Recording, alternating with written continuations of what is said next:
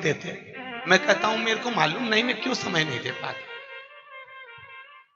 बच्चों को समय नहीं देते, मुझे मालूम नहीं मेरा जन्म क्यों हुआ, मुझे ज्ञात नहीं है साहब कि मैं पैदा क्यों हुआ हूं। मेरे ससुराल वाले कहते हैं आप हमसे पूछते नहीं हो। मैं कहता हूं मुझे मालूम नहीं है साहब मैं क्यों जन्मा हूं, मेरे जन्म का कारण नहीं है। ओम नमः शिवाय, जय महाकाल। इस क्लिप में गुरुजी रोते हुए दिखाई दिए हैं। भक्तों, आपने हमेशा गुरु पंडित मिश्रा जी को हंसते मुस्कुराते हुए कथा सुनाते हुए देखा है, लेकिन एक दिन कथा में गुरुजी कथा सुनाते सुनाते इतने भावुक हो गए कि वह रोने लगे। गुरुजी को देखते देखते सारा पंडाल रोने लगा। तो वह ऐसी क्या बात थी जिससे गुरु इतने भावुक होकर रोने लगे?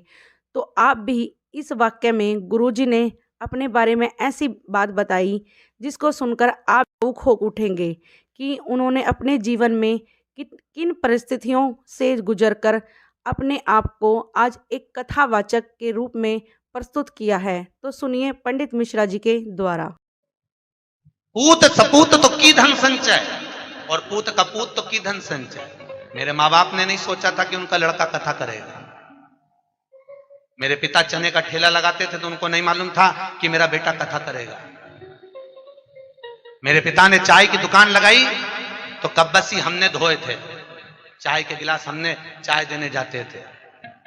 उनको नहीं मालूम था कि उनका बेटा कथा करेगा।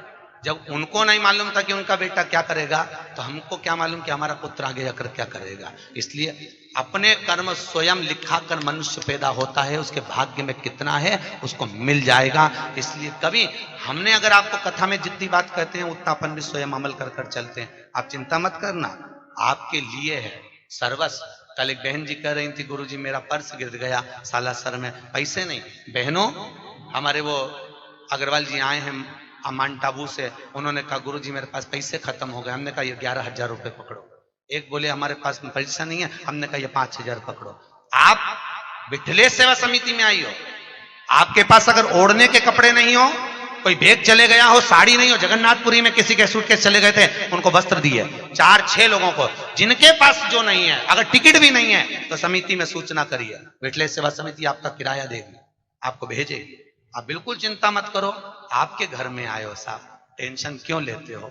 मुझे भी जोड़कर नहीं जाना है, आपका है, आपको समर्पित कर कर जाऊंगा। बेटा हूं आपका, पुत्र हूं।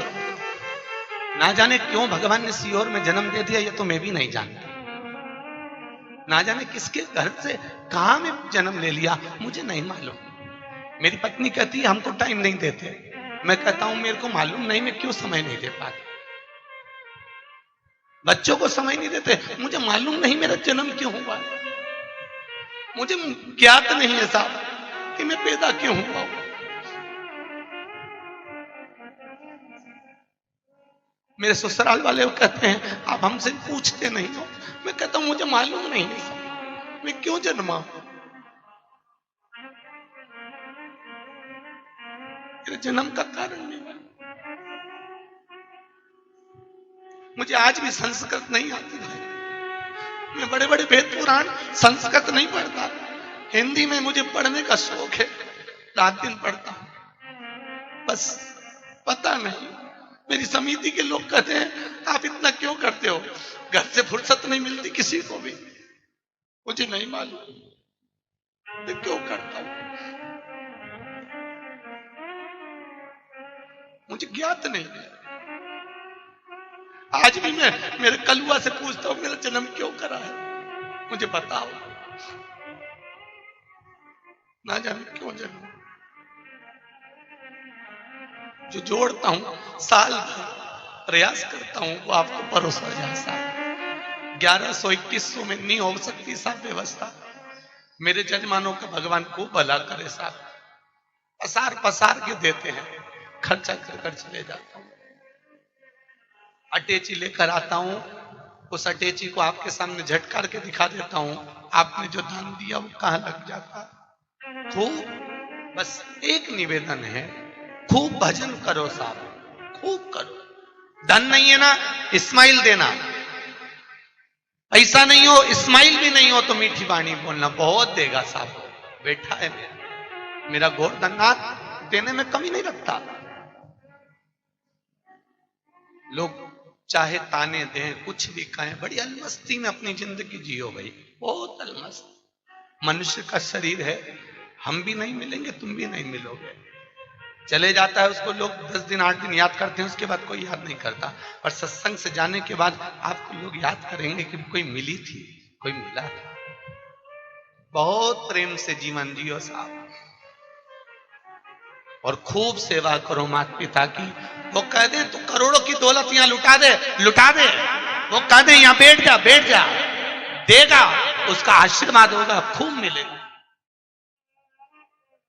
खूब मिलेगा।